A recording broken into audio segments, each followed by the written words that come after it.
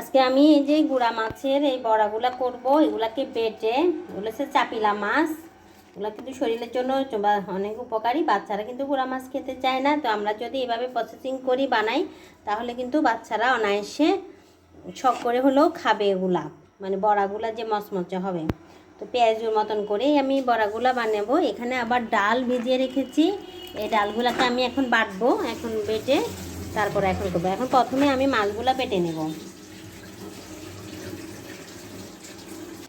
এখান থেকে অর্ধেক ডাল আমি রেখে দেব, আর অর্ধেক ডাল আমি ভাজবো, বেটে নেব।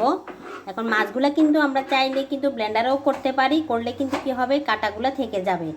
তো এভাবে পাটায় যখন পিষে নেব, কাঁটাগুলা থাকবে না। আসসালামু আলাইকুম, সবাই কেমন আছেন? আলহামদুলিল্লাহ, আমি ভালো আছি। এখন আমি মাছগুলা বেটে নেব।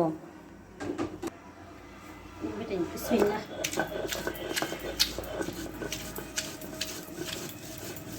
অনেক সুন্দরভাবে কিন্তু মাছগুলা বাটা হয়ে যাচ্ছে। দেখেন যে অনেক সুন্দরভাবে কিন্তু বাটা হয়ে যাচ্ছে। তো এইভাবে আমি সবগুলা মাছ বেটে নেব।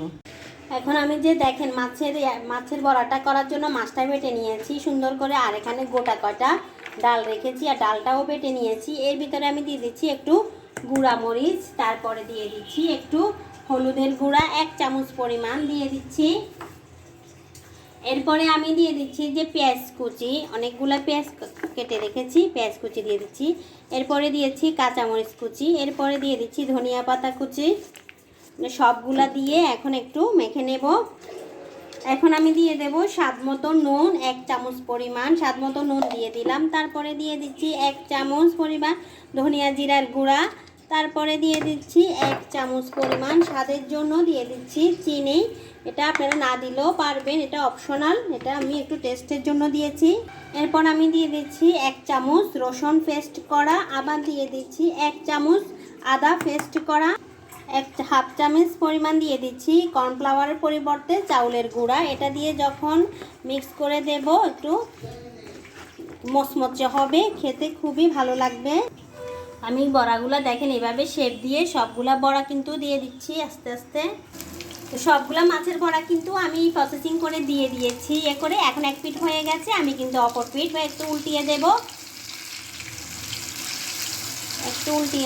আর হালকা তাপে কিন্তু এগুলা ভাজা করতে হবে, না হলে ভিতরে ভাজা হবে না।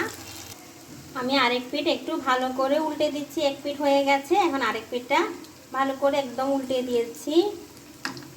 এই পিঠ ও পিঠ ভালো করে যখন হয়ে যাবে তখন খেতে খুবই ভালো লাগবে। এই যে হালকা ডিম আগুনে কিন্তু এই মাছের বড়াটা ভাজতে হবে, না হলে কিন্তু পুড়ে যেতে পারে, আর ভিতরে কাঁচা থেকে যেতে পারে। কাঁচা থাকলে কিন্তু কাঁচা গন্ধ করবে, খেতে ভালো লাগবে না। আমি সবগুলো আস্তে আস্তে করে সবগুলো উল্টে দিচ্ছি।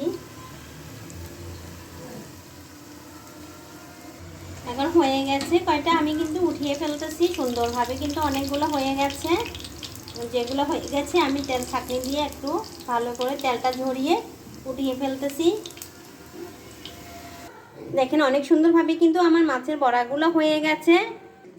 তো দেখেন আমার মাছের বড়াটা কিন্তু অনেক সুন্দর লাগতেছে, আর খুবই মচমচে হয়েছে। এটা আমি আপনাদেরকে একটা ভেঙে দেখাচ্ছি, মানে কেমন হয়েছে দেখেন। খুবই গরম, দেখেন ভিতর থেকেও খুবই সফট হয়েছে, খুবই এই যে মুচমুচে হয়েছে। তো আমার ভিডিওটি যদি ভালো লাগে অবশ্যই লাইক কমেন্ট শেয়ার করে দেবেন। অবশ্যই ভালোবেসে পাশে থাকবেন। দেখা হবে অন্য কোনো ভিডিওতে। সে পর্যন্ত ভালো থাকবেন, সুস্থ থাকবেন। ইউটিউব থেকে যদি দেখেন অবশ্যই সাবস্ক্রাইব করে দেবেন। আসসালামু আলাইকুম।